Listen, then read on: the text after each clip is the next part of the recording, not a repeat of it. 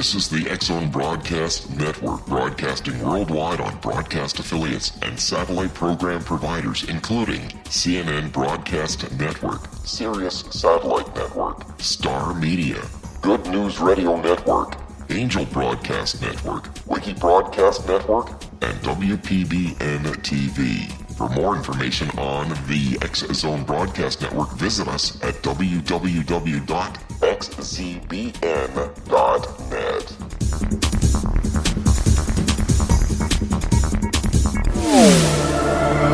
The X-Zone Radio Show with Rob McConnell is largely an opinion talk show.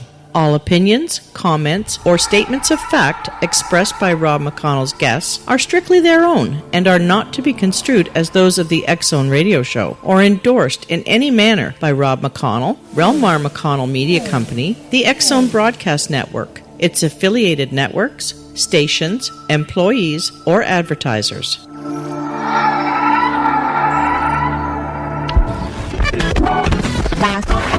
All Hit Radio.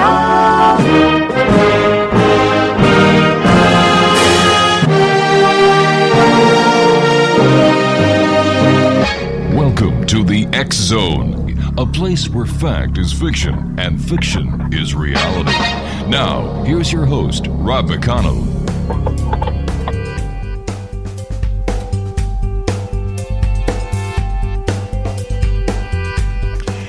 Welcome back to the X-Zone, everyone. I am Rob McConnell, and we're coming to you live and around the world on the X-Zone Broadcast Network and our worldwide affiliates. If you'd like to check us out on any of the social media sites, X-Zone Radio TV. Our radio website is xzoneradiotv.com, and our network website is xzbn.net. If you'd like to send an email, X-Zone at xzoneradiotv.com. This, you must admit, not only is the weather weird this year, but so is the political arena. Now, last night, President Trump addressed a joint session of Congress, and I must tell you, I was impressed. He, for the first time speaking out anywhere, sounded like the President of the United States. And, you know, he acknowledged the vandalism that's going on in the Jewish cemeteries. He recognized the military. He recognized people who had served. He recognized the family of law enforcement officers that had passed. And you know what? Hats off to you, President Trump. My guest this hour is Bryan Crabtree. He is the publisher of Talk40.com, as well as a contributor to townhall.com, clashdaily.com, and dailycaller.com.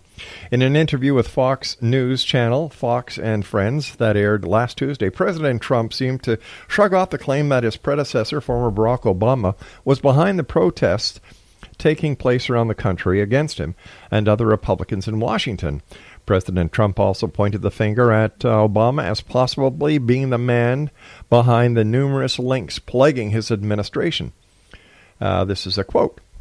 "I think he is behind it," Trump said. "I also think it's politics. That's the way it is."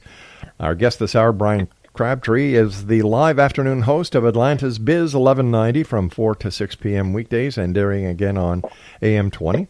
The Answer from 9:11 p.m. His real estate show with his wife, Mackenzie Crabtree, can also be heard on Saturday at 9 a.m. on AM 920. The Answer, and noon on Sunday on Biz 1190. First of all, Bryan, thanks so much for joining us tonight. It's great talking to you. Congratulations on all your many successes, and it's really nice talking to another guy in the media.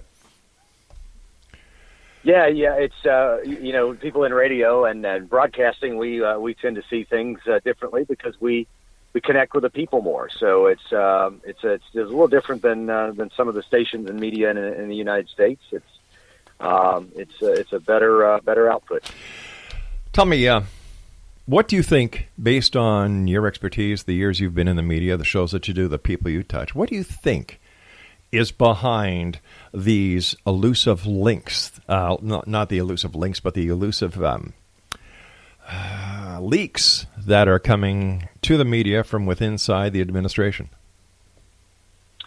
I think it's a power struggle to some extent. I don't think it's to the level the media has reported, but I think there's people jockeying for power. They see this as a great opportunity. I ran a business for many years, and the employees of that business, the same as some of Trump's officials, it doesn't matter what level you get to, they're all human, and ultimately what what they're trying to do is knock someone off the ladder so they can climb up the ladder. That's the way it works. It's human behavior, and I think it's a little out of control, but I think he'll get it contained. Some people's heads are going to end up rolling. He's going to drain the swamp, so he says. It's going to be interesting to see what happens. In your opinion, we've got about 40 seconds before I have to go to my break. What did you think of the president's address to the joint session of Congress last night? I think it represented exactly what I thought Trump was capable of doing in terms of being a president and acting presidential. I'm not big on the fact that the president has to act presidential, but I think he did a magnificent job, and the polls are reflective of that. I mean, 80-90% of the people surveyed said it was presidential, and it was at least favorable, their reaction to that speech, and that's a very telling number. Last night I was watching it after our shows, and Van Jones on CNN threw me back when he actually said this is the first time he has ever heard President Trump actually sound like a president, and he seemed surprised but pleasantly shocked as well. They haven't been paying attention to who he really is in That's business. right. I've been studying Trump for 20, 30 years. They've been ignoring reality and focused on their emotions. Brian, stand by. You and I have to take a quick break. Exonation Bryan Crabtree is our special guest. His website, thebryancrabtreeshow.com. That's thebryancrabtreeshow.com. And his archives are available at townhall.com/columnist/Bryan Crabtree. This is the X Zone. I am Rob McConnell, and Brian and I will be back on the other side of this quick break as we continue here from our studios in Hamilton, Ontario, Canada on the X Zone Broadcast Network. Don't go away.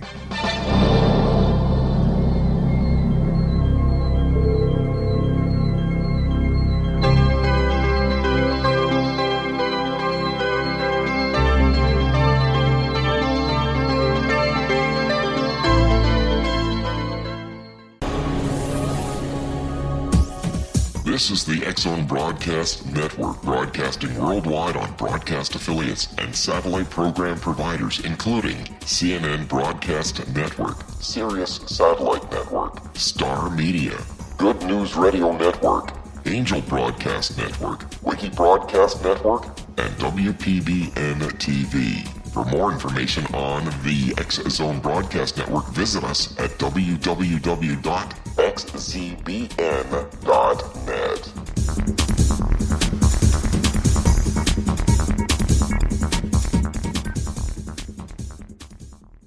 How would you like to be able to read other people's minds? Well, the next best thing is here. When you know how to read a person's name, you know how the person thinks, feels, and behaves. Each letter in our name holds a key to unlock our true essence. Our name contains both our gifts and challenges in this lifetime. Mnemology science discovers personality secrets hidden in the placement of the letters of our names, including the first and last impression people remember about us. Sharon shows us how to interpret the arrangement of letters as outlined in her book, Know the Name, Know the Person.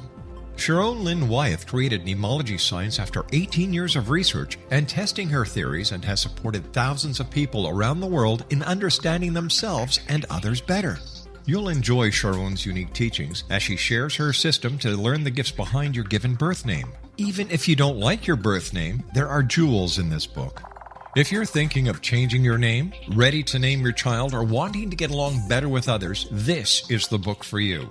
If you'd like to improve your relationships and change your life for the better, get the book today, Know the Name, Know the Person, or visit www.knowthename.com. That's www.knowthename.com.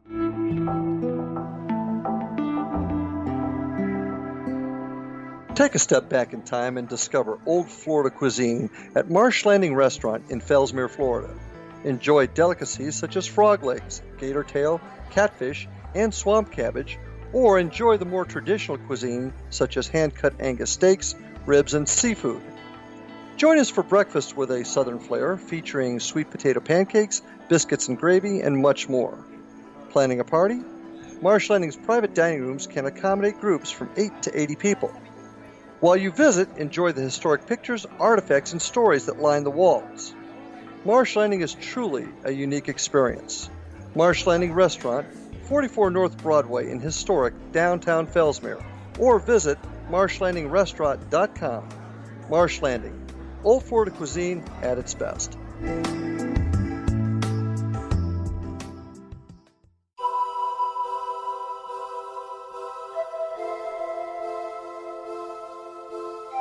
If you're a seeker, don't miss the inspiring book Shamanic Awakening, Between the Dark and the Daylight.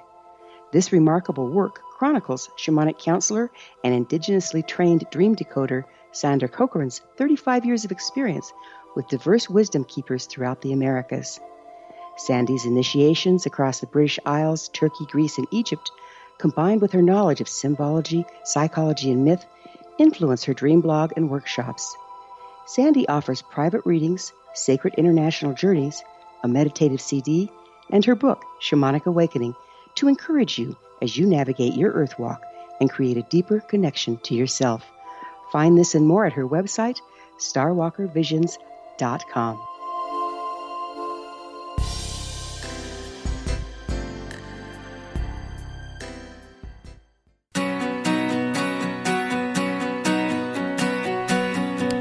Explanation, Bryan Crabtree is our special guest this hour. www.thebryancrabtreeshow.com. And Bryan, you and I were quickly talking about last night's presidential address, and during the commercial break I said Nancy Pelosi didn't look very happy last night, did she? No, she looked, if words could describe her facial expression, I think it would be upset, but I can't say the word I want to use over the airwaves. But it's really they're boxed in a corner. The Democrats in at large are boxed in a corner. Nancy Pelosi, being a leader of the House, Democrats, she has really it's like eating crow constantly. They cannot seem to contain the monster that's come out of the box called Trump. And the thing I found amazing last night, Pelosi and most of the Democrats, save a few, even when he was making patriotic statements during the middle of the speech about soldiers or about various different military initiatives, they didn't stand for that. That shows you how much contempt they have for this president. I know the right had plenty of contempt for Obama, but it developed over the first year. It wasn't existent at this level going into the first 100 days. There was some, but nothing like this. This is an emotional basket case of a situation if I've ever seen one. Let me ask you this. Why do you think, in your opinion, as a fellow guy in the media, the polls got it so wrong when it came to who was going to win the presidential election? Because the polls are, in the case of U.S. politics anyway, the polls are basically to influence the vote, not to reflect the voters. They've shifted over the years to influence the vote. There were two consistent polling outlets, the LA Times USC poll out of California, which was covering the whole nation, and Rasmussen, which accurately predicted that Trump would win the election. The rest of the polls were polled by liberal agencies or predominantly liberal agencies, and I think their bias was inside the polls. The way the question was asked perhaps can change just slightly the outcome of those polls. If you look at the same phenomenon right now, the presidential approval rating has bounced between 50 and 56% over the last 30 days for Donald Trump and Rasmussen. Remember, they got it right in November. Every other poll has Trump in the 40 to 45 range. I've been saying on my radio show, I'm going to stick with the one that got the election right, and it's the same phenomenon now.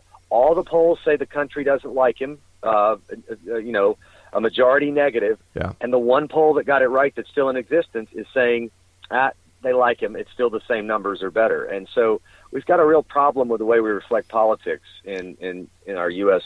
System. What's your take on President Bush starting to stick his nose into the affairs of President Trump, and for what seems to be the first time a member of the old boys club, the old president club, is actually taking jabs at the president in power? Well, the Bush family is close with the Clintons. I presume because of that nature, they're close with the Obamas as well. I think that Trump is considered an outsider. So if you are an insider but polar opposite in politics, you seem to get treated with respect. That's what you're seeing, because Trump is not part of the political class, not part of the swamp that he wants to drain, so to speak. That I think that's why you're seeing some of these establishment Republicans act like Democrats. And what Bush said really isn't that big of a deal, but I think he should probably if he's going to say something that's not positive, even if neutral, he should probably keep the same principle that he had for the 8 years of Obama, say nothing at all, because Obama was very damaging in a lot of ways to our country. And I think to step in and to do more political damage to perhaps a shift in direction is not advantageous to, if he's truly a Republican, the Republican Party. You know, in my years doing the media, I've never seen a media outlet like CNN act and treat the President of the United States with so much negativity and toxicity. Yeah, it's phenomenal. I think what you have going on there, I was talking to Jeffrey Lord, who is, and he was on my show a couple of weeks ago. He's one of the contributors at CNN, full-time contributors.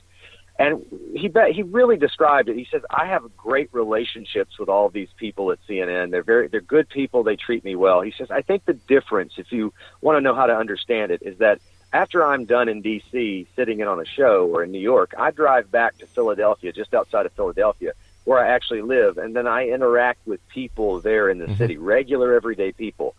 What happens, I think, with many of the media folks, especially at CNN, is they don't get amongst people. They only get amongst other media people, and what they end up doing is getting a very distorted view of what's really happening, what people are really feeling, and I think that's why they're so shocked. I think their hysteria now, after the Trump inauguration, is reflective of their embarrassment of getting it so wrong. And so they're trying to manifest, I told you so, look how bad he's turned out, look how bad he is, because they're emotionally overwhelmed. And I think it's really a psychological event going on in the hysterical side of the media. And in what I would say is 5 to 10% of the country, seems like more than that, that's really acting out in very petulant and childish ways. I think this is about trying to be right because they're so embarrassed and so shocked because their expectations was that Trump had no possibility of winning.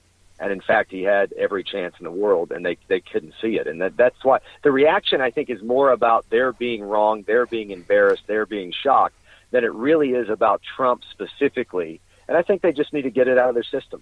Well, you know, this wasn't the first time during the election period that CNN kind of blew it. Look what happened with Donna Brazile.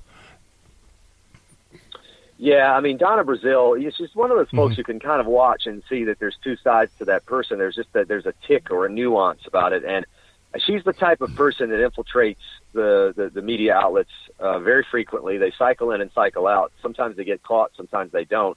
But they're using their various degrees of access to cheat. There's a lot of cheaters in American politics, especially on the left, but on the right as well. I will give CNN some credit there, though. No matter how they're covering the president, they did tell her that she was no longer welcome there. That's true. Because I do think at the end of the day, CNN does want to believe they are a journalistic organization. And to some extent, I guess they are if you're able to unpack what they do with their opinion hosts in the evening and just look at purebred news coverage. They do okay. Yeah. Fox is the same way. Fox generally is a great journalistic outlet, but a lot of people get a tainted view of Fox News because from 7 o'clock till midnight, 1 o'clock in the morning, it's all opinion, and that's when most people watch. But if you really unpack their journalism, Fox News does a pretty good job as well. Exonation, Bryan Crabtree is our special guest this hour, and we're talking to Bryan about, well, a little bit of this and a little bit of that, but mostly about President, I nearly said Obama, my God, President Trump, and what has been going on. Now, tell me, is there proof of a shadow presidency? Proof of a shadow presidency, you mean in terms of Obama or in terms of what's happening with Trump? Let's take Obama first, and then let's go to Trump. Okay, well, I think what's happening with Obama at this point is that you have a lot of people in Obama's administration who were, in a sense, deviant. I don't think Obama's a bad person, and I think what happened there is there was two different presidents occurring at the same time. You had Obama and what he said and what he was told, and he's a very naive leader. He had no leadership experience at all other than running and getting elected in the state Senate of Illinois and then the Senate in the U.S. Senate. And when he came to the White House, he had no leadership experience. He'd never been a CEO, never run, never managed anything.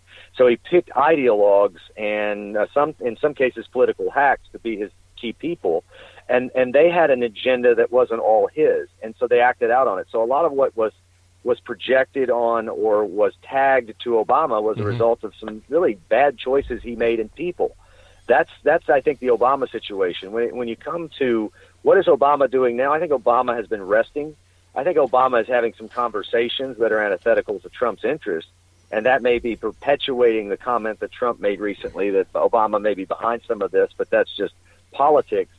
And then in terms of what's really happening is the operatives that are deployed, the Obama Loyalists, are at every level of the federal government. They're bureaucrats, and they're typically liberal anyway, so they naturally align with Obama. Many are loyalists to Obama specifically, and they're actively attempting to sabotage Trump. I predicted this would happen, and it's not really surprising me.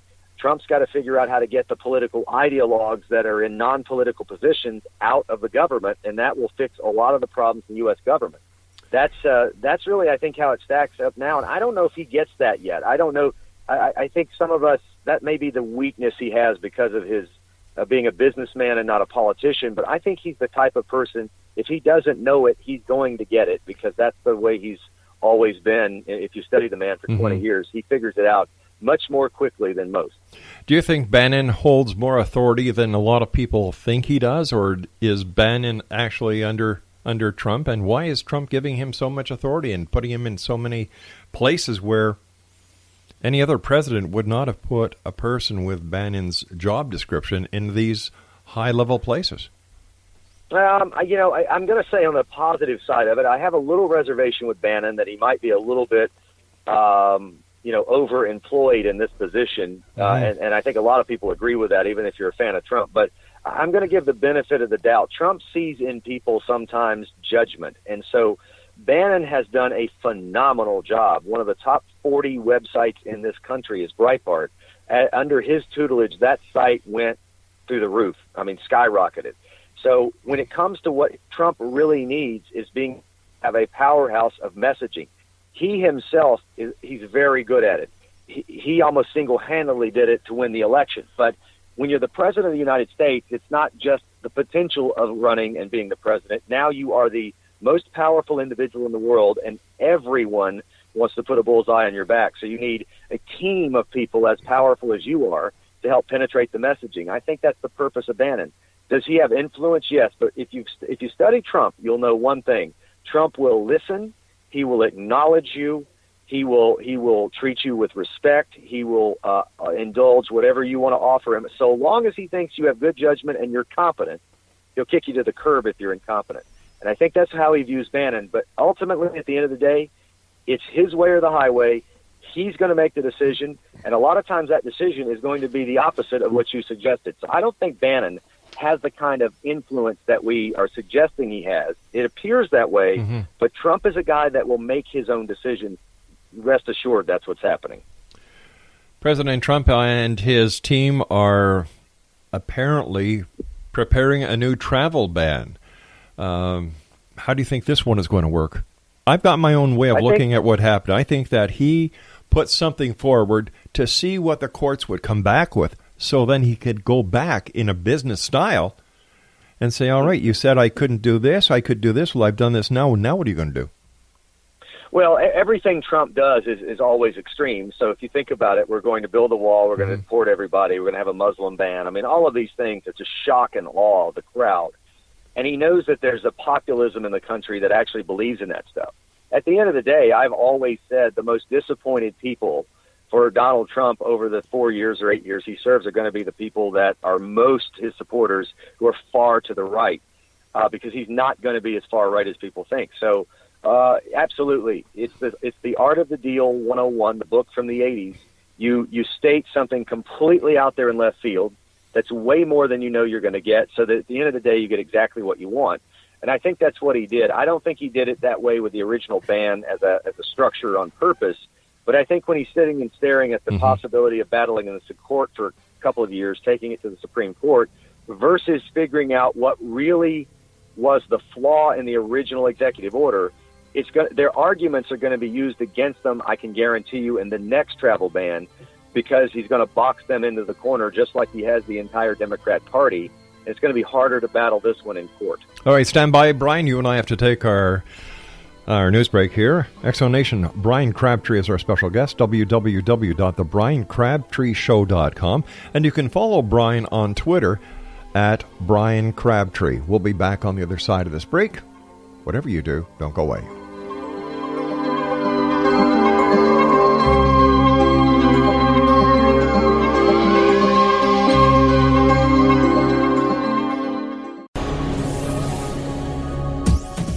This is the X-Zone Broadcast Network, broadcasting worldwide on broadcast affiliates and satellite program providers, including CNN Broadcast Network, Sirius Satellite Network, Star Media, Good News Radio Network, Angel Broadcast Network, Wiki Broadcast Network, and WPBN TV. For more information on the X-Zone Broadcast Network, visit us at www.xzbn.net.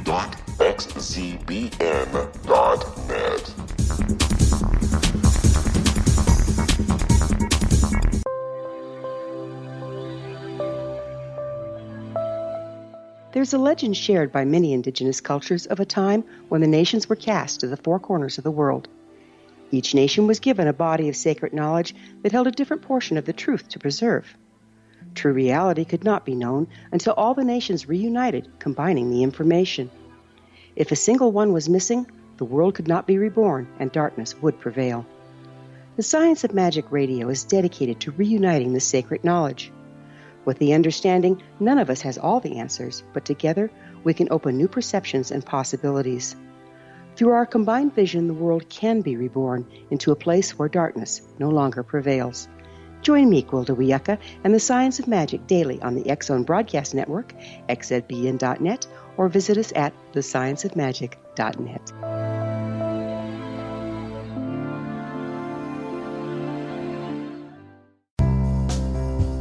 Gibbs A. Williams, Ph.D., is a practicing psychoanalyst, supervisor, researcher, and author in New York City. Much of his life has been dedicated to understanding nature and the uses of meaningful coincidences or synchronicities. His radical and original non-Jungian, non-mystical, non-magical theory of synchronicities illuminates much of the fog surrounding this challenging and perplexing topic. His ideas and manners are fresh, presented in a style that is both entertaining and highly informative. He is also an expert on crisis intervention, specially focused on violence reduction for the police and citizens, mastering anxiety, frustration, and stress without the use of medication, and effectively preventing and treating heroin addiction.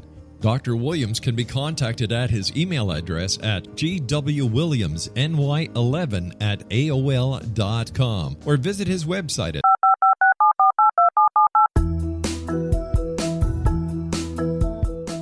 Did you know that when you're on the road with limited data or Wi-Fi, you can still listen to the X-Zone Radio Show with Rob McConnell, The Science of Magic with Gwilda Wiyaka, X-1, Dimension X, Space Patrol, and every minute of the X-Zone Broadcast Network by calling 213-401-0080, courtesy of Audio Now.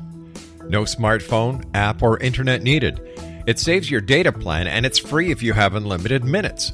Call 213-401-0080 to listen on any phone, anytime, anywhere. Remember 213-401-0080 for the best of the paranormal, parapsychology, and sci-fi radio programming anywhere, 24/7, 365.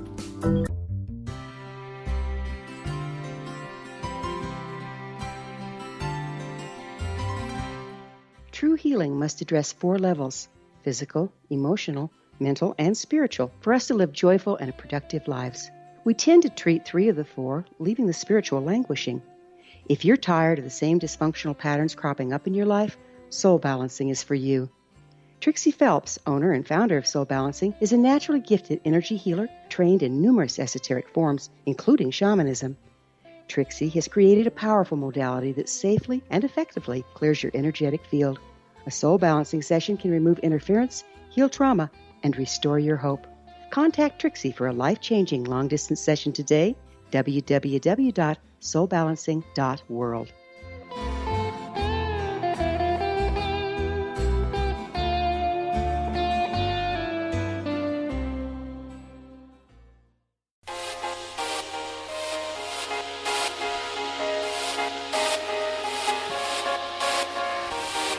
Exonation, Bryan Crabtree is our guest, www.thebryancrabtreeshow.com, and on Facebook, facebook.com/the-Bryan-Crabtree-show-24222991591570/.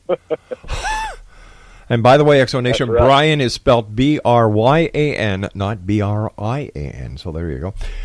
Oh, thanks very much for being with us, Bryan. Great getting your perspective. Another topic that people want to know more about is there a connection between President Trump's electoral win and a connection to Russia and Russia hacking and being an influence within the United States electoral system? Well, the short answer is no, not specifically. Indirectly, yes, because Russia, unfortunately, and I say this very unfortunately, did for America what the media in America has been unwilling to do for at least 2 decades, which is journalism, getting to the bottom of what the truth is about every candidate. The biggest problem in our media is that they always bash the right, but they don't go as harsh after the left. So if they would go as bananas against the left as they do Donald Trump, then I would have no problem with their coverage of Trump, because politicians need to be held accountable. Unfortunately, Russia hacked the DNC, hacked our electoral process, and exposed to us what only conservatives had been reporting. And it may have had some influence on people's psyche. It certainly didn't. It didn't manipulate the election, because the truth is the only thing that manipulated this election. Hillary Clinton had some serious scandals in her history, the biggest of which was actual deals that were very, very bad for the United States with Russia. And I won't go bore you with all of that, but there were so many details of where she traded. It appeared she traded, perhaps quid pro quo, for Iranian deals in Russia with a Canadian businessman, Russian businessman as well, and those things came out. Had it not been for Russia, perhaps people would have still thought that was conspiracy theory. But in fact, they learned that it was probably true, because more and more detail about their behavior and their patterns was exposed to the American people. Ultimately, the people decided, and they decided they no longer wanted a Clinton. Why don't certain members of the American public want President Trump and Russia to work together to take out ISIS? Well, there's 2 ways to answer that question, and I think it requires both answers. First, the American people, to some degree, have an ignorance, and it's on both sides of the aisle. It's not just Democrats. On both sides of the aisle, there's an ignorance, because when you align with people and you follow people and not the issues independently and specifically, you tend to become more ignorant about the issues, and so you just go with whatever the people tell you to do. That's the problem in the American electorate. Now, when you get into the politics, I was preparing for my show last week, and I was sitting down in a quiet room, and I was reading all about this Russian stuff and the connection of people in the Trump administration and so-called connections. And I thought to myself, there's a prevailing issue here. The prevailing issue is that there are some politicians on both the right and the left, Democrats and Republicans. They don't want us to get along with Russia. And for about 20 minutes, I sat with the question, talking to myself. If you'd heard me, you thought I was crazy. Why do some of these politicians not want us to get along with Russia? Your very question. I couldn't have answered if it had been a spur-of-the-moment question, because I've given it great thought. It's real simple. People like John McCain and Lindsey Graham and some of the others that are for disputes continuing with Russia, their power comes greatly from the military spending complex. Defense contractors, big military defense budget items, they get their donations from those people that empower their campaigns, or their support comes in directly from political action committees funded by those groups. And so they need chaos between America and Russia. They need it in order to maintain their control and their power. If they don't stop it, they will have failed for these big defense companies, and they will no longer have the money to stay in office, because it's only the money. I mean, think about it. John McCain is a good example. He outspent Kelly Ward, who primaried him, another Republican, 10-1, $10 million in that race in the primary for Republican Senate of Arizona, and he only won 51-40. Imagine if she had an equal fund, she could have beaten him. That's why we need disruption between U.S. and Russia, because people like John McCain get power from it. Whatever happened to Kellyanne Conway? I don't hear or see her anymore at any of the news conferences making any statements. Has she been put to the side because she inadvertently promoted a Trump brand? Well, I think they take a break when things like that happen. Sometimes they take a break, and then if the thing spirals further, they resign or they leave. The latest I've seen of Kellyanne Conway this past week is where she was sitting up on the White House Oval Office couch with her feet on the couch, knees on the couch, kind of sitting up in a room with a bunch of cabinet members and officials of the government, and that made a kind of a meme circulation around the web. Mm-hmm. But just last week, even in the wake of that comment about Ivanka Trump, she was on CNN, MSNBC, making the rounds on outlets that Trump will not speak to. And so I think that's kind of the role that she's in now, is going to the outlets as a top official or advisor in the Trump administration that Trump has basically boycotted. What do you think about President Trump not going to the White House Correspondents' Dinner? I think a lot of these things, the incessant clapping after every statement the president makes last evening in the address to Congress, the formality of such things. You basically had an hour and 10 minutes there of Trump speaking, and 20 minutes of substance, not because of Trump, because we have so much formality and process. The process in our country is over the people. When you look at the Correspondents' Dinner, Trump's probably saying, what does this have to do with the people? I mean, I'm just here with a bunch of media people, don't like me anyway, and I'm supposed to joke and have fun and pretend I like them. I'm not going to go. It makes a bigger statement that I'm going to go to work and spend those hours doing something for the American people. He didn't say that specifically, but that's in his wheelhouse of thinking and commentary. And I think it's basically putting them on notice that until they, I think if either they would cover leftist issues more fairly and more aggressively, which is really what should happen, or at least neutralize their hysteria against him, either way, one or the other, I think he would bring them back in. And historically, outlets have done that. A lot of media outlets in our country, they so want the access, they'll do anything, and they're not accustomed to dealing with a president who puts his foot down and says, I'm not giving you any access until you get fair. That's a dangerous and slippery slope for the president to have to do it, but I think he has to do it in order to get anything done that he promised to the American people. So not going, I applaud that decision. It's a useless institution. It is not something that necessarily is for the people. It's for the process, and it's for the media. The president doesn't want to go to that. He shouldn't have to. It's a tradition. It's not a law. As I see it, any country, Canada, the United States, France, Britain, and the list goes on, is no longer a political entity. It is a business. Import, export. Businesses making money for the company, making sure that the citizens are employed, that they have all their benefits in place. And I think that this is what a lot of people thought, and still do today, think that here we have a president who is a businessman, a very successful businessman. If anyone can turn around the United States to make it great again, it is Donald Trump. And I think the political arena in Washington is really upset with this, because it's not the politicians anymore that run the country, it's we the people. Yeah, that's what happened. This was the biggest power grab of establishment politics that's ever occurred since the revolution of our country and the Constitution, literally. In fact, Republicans have more power in our country than they've ever had since the beginning of the Republican Party, and the power in the House and Senate hasn't been this strong since the 1920s. So you have the people in charge, at least for now, and Trump's supposed to be the champion of the people, and I think he probably will be. He will shock and awe people, I think, in a positive way, both economically and with trade. There's this belief, however, in Washington that we've got to be friends and buddies with all of these other countries, and we can't do any of these things. We've got to keep laying down and being the world's doormat. I don't think that's true. I think you can be an ally with Canada, an ally with France, an ally with Mexico. You can support each other where it's mutually beneficial, but at times you've got to battle in terms of, yes, it's a business. You're running a business, and we need to win in that regard, and it makes everybody better, and that's ultimately a good thing. Washington is caught in a bit of a mess.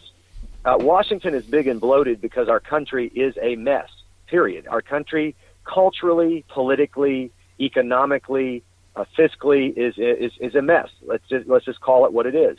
And while things are a mess, government can keep getting bigger, and people in government have more power. If Trump fixes it, we don't need half those people. That's why they're so upset, because if Trump fixes even half of the stuff he's talking about, so many people in Washington will become instantly irrelevant. It's only when the country's in chaos that big government needs to step in and be big government. That's the real issue here, and they know it's an existential threat to their future, either politically or in terms of being a government bureaucrat.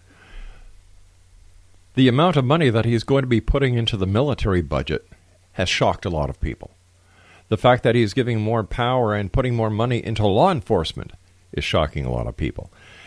And yet you have other people who voted for Trump are shocked that he's not building the wall, that Obamacare hasn't been repealed yet. And, here you've got a president who has saved millions and millions and millions of dollars already on deals that haven't gone through yet. So where should the American public look towards the achievements of the president that you foresee that will be coming through in the near future? Well, some of this is the fault of the media that we don't see what Trump has done. Trump is going through the biggest deregulation process that we've ever seen in terms of where he has power. He has executive power to force his employees, 2 million of them in the federal government and in the agencies, to stop the deregulation state or the authoritarian state that we have here. The rule that says if you need a new regulation, I'm not going to stop you, but you're going to repeal 2 others that you have in your agency, I think is brilliant because it sounds like something I would have done running my business, and I know it's probably how he does it running his business. I always dehired the bottom 10%. The people who were performing at the bottom 10%, out you go. Yeah. More people come in. The top people. We don't in government. So when you look at that, that's very positive. What Donald Trump is ultimately doing, I'll give an example of something small, but it's also big, sex trafficking. There's 30 million slaves around the world. Donald Trump's forces rounded up in the last 30 days 1,500 sex traffickers in our country. By contrast, in 2014, there were only 400 rounded up the entire year. So Trump and his initiatives are already working in some smaller levels, and the business community, the stock market, sees the optimism, sees the horizon optimistically. That's why the Dow's now flirting above and below 21,000, when 20,000 was the big story back in November and December. Stand by, my friend. You and I have to take our final break. Exonation, Bryan Crabtree is our special guest. I'm just going to give his website because the others are a little too complicated. His website is BryanCrabtreeShow.com and on Twitter at Bryan Crabtree. This is the X Zone. I am Rob McConnell, and we'll be back on the other side of this break as we wrap up this hour here in the X Zone from our broadcast center in Hamilton, Ontario, Canada, on the X Zone Broadcast Network. Don't go away.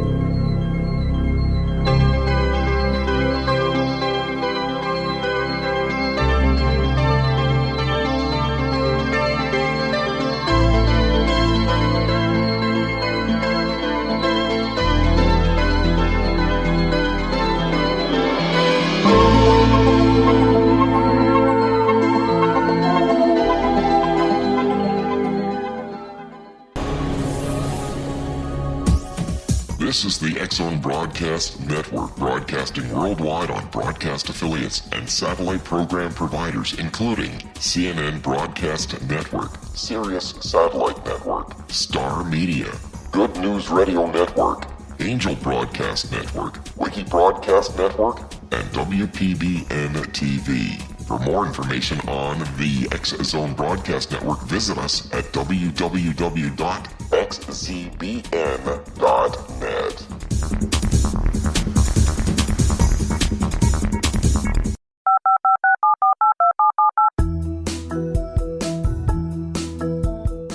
Did you know that when you're on the road with limited data or Wi-Fi, you can still listen to the X Zone Radio Show with Rob McConnell, The Science of Magic with Gwilda Wiyaka, X-1, Dimension X, Space Patrol, and every minute of the X Zone Broadcast Network by calling 213-401-0080, courtesy of Audio Now. No smartphone, app, or internet needed. It saves your data plan, and it's free if you have unlimited minutes. Call 213-401-0080 to listen on any phone, anytime, anywhere. Remember 213-401-0080 for the best of the paranormal, parapsychology, and sci-fi radio programming anywhere, 24/7, 365.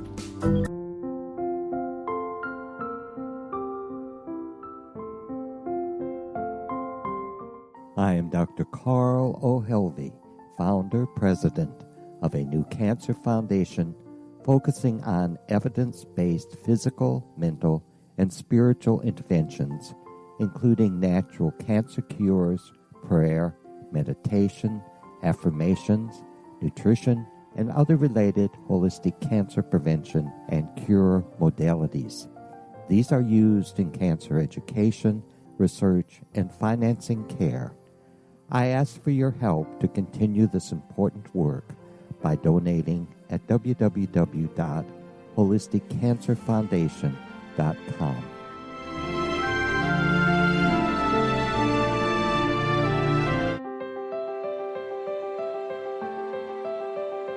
Wouldn't you love to know the secret to everything? I'm Dr. Kimberly McGeorge, and on The Secret to Everything, we will merge the practical with open investigation into all realms of the mysterious. We will talk to cutting-edge alternative health practitioners, those who inspire and motivate you in business and life, and of course, we will share stories of the paranormal, conspiracy, and cryptozoology. You will transform because of the frequency I carry, the frequencies my guests carry. Life may never be the same after you listen to this program, for the secret to everything is for you, the listener, for those who desire more in every area of their lives and believe that it can still be found. Listen and discover thesecrettoeverything.com.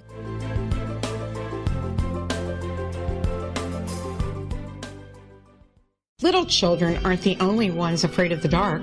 Millions of soldiers return from war zones with PTSD, anger, frustration, fear, and loneliness, much of which surfaces during the darkness of the night. You have the chance to change the lives of these American heroes. Songs and Stories for Soldiers.us provides free MP3 players for these men and women. With a list of 3 million songs in 16 different styles, 100,000 audiobooks, and 30,000 old-time radio programs, every veteran can find something to soothe and comfort them at no cost.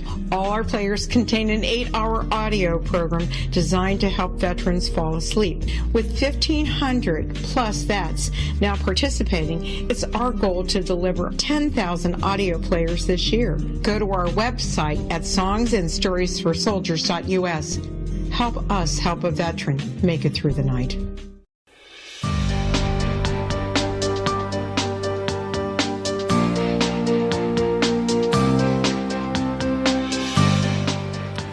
Bryan Crabtree is our special guest Exonation, www.thebryancrabtreeshow.com, and you can follow Bryan on Twitter at Bryan Crabtree. Bryan, is it my imagination or is the intelligence community afraid of President Trump? Well, I think yes, to some extent, because I think what the government has thought, every level of the government, especially the intelligence agencies, is that they're in charge. Typically, the president falls in line. They get to kind of run the president like a puppet, especially intelligence agencies. And they've realized that even though they've sent out a couple of attacks, that he has not backed down on his agenda and his initiatives. So I think at the same time, they're certainly confident and arrogant, but I think also now they're a little worried because if you commit espionage and leak classified details to the media, the potential penalty for that is the death penalty.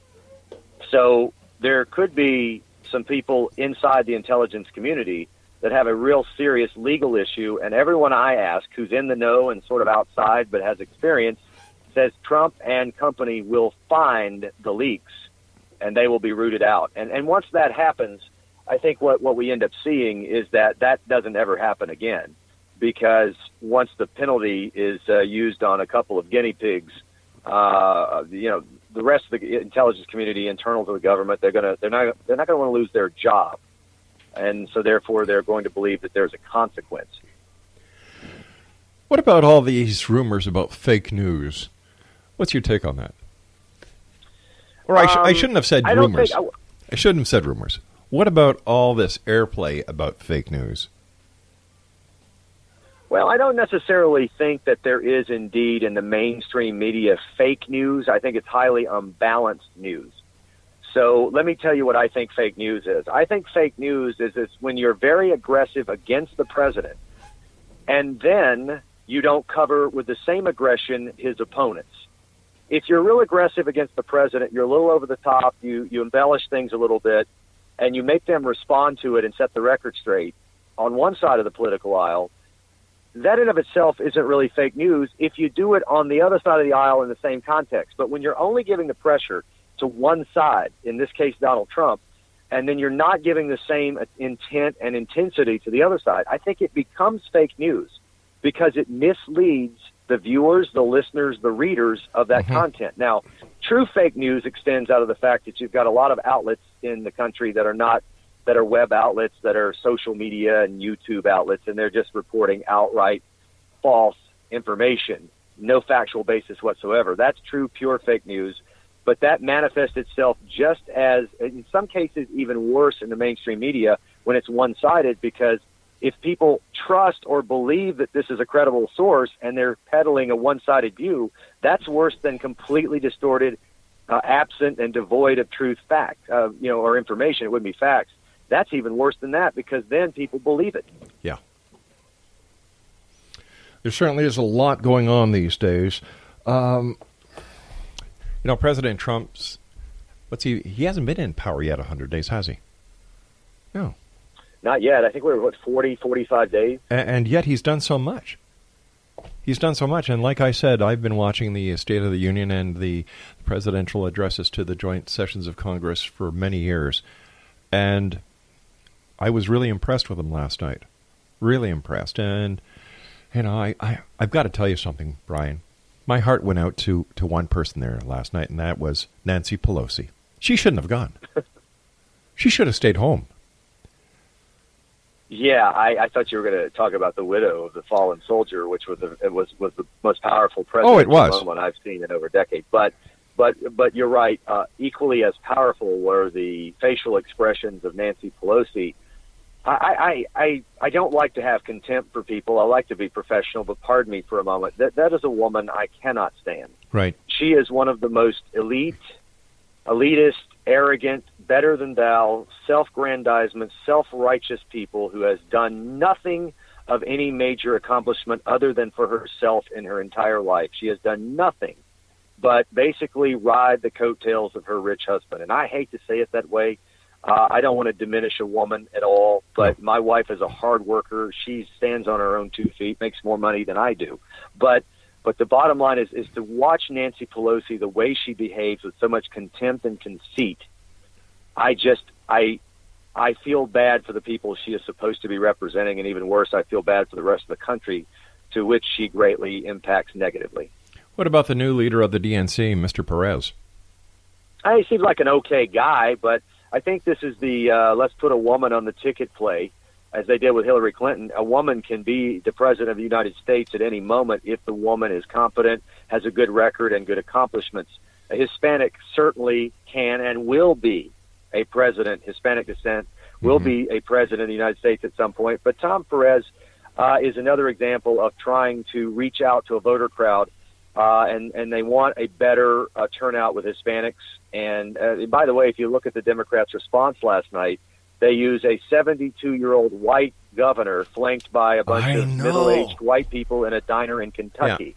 Yeah. So they're clearly recognizing where they have failed, which is pretty much with all the white people in America, and unfortunately a good number of Hispanics and African Americans. So pretty much most of the country, it's where they failed.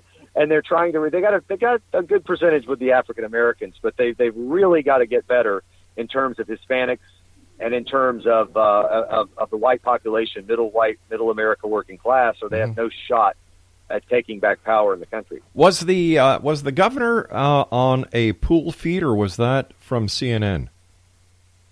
Pretty sure it was a pool feed because I happened to have flipped over to MSNBC when I'm watching a Republican speak. I tend to go to the network that might be most disadvantageous to the Republican. Vice versa, if it's a Democrat speaking, I would go to Fox. I want to hear the other side's view, so to speak, and I want to I don't want it to shape my view, but I want to hear what people are saying. So I was watching MSNBC when that happened. I watched it and I thought it was strictly something CNN had done, which to me made sense at that point. But so I just want to finish off with one thing. This topic of Gold Star fathers.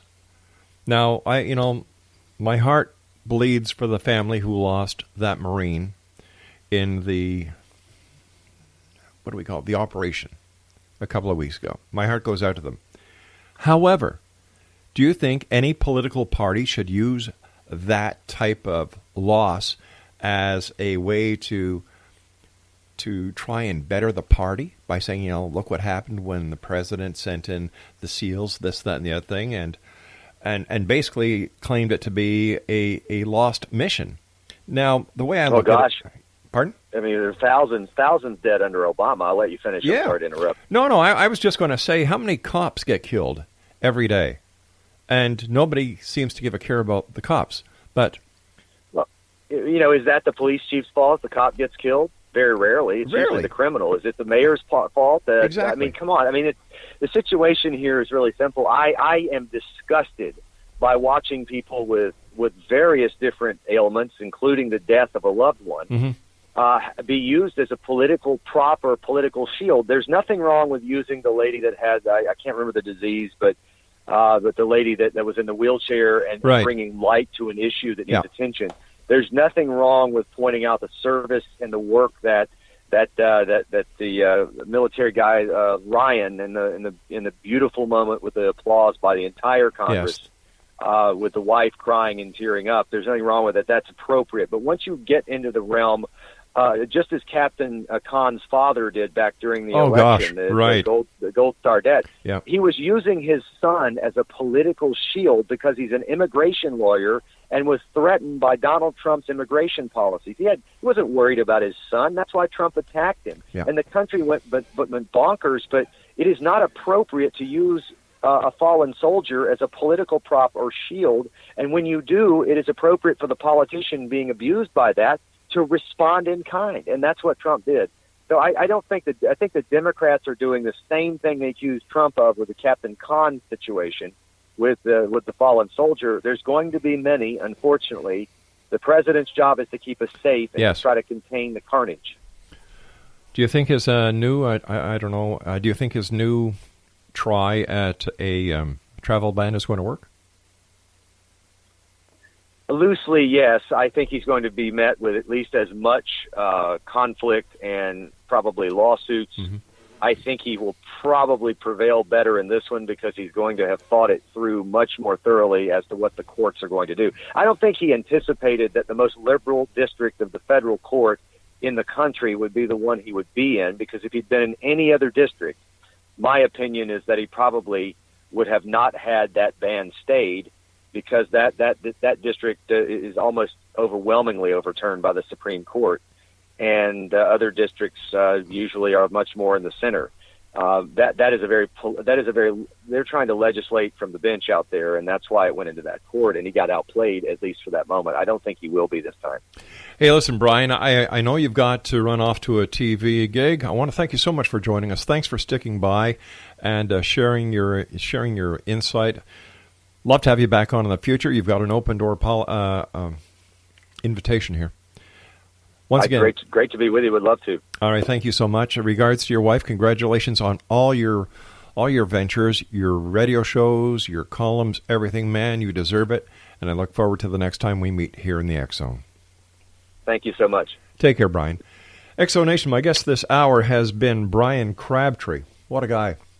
Now, if you'd like to find out more about Bryan, his website is thebryancrabtreeshow.com. That's www.thebryancrabtreeshow.com. And you can follow Bryan on Twitter at Bryan Crabtree. And Bryan is Bryan.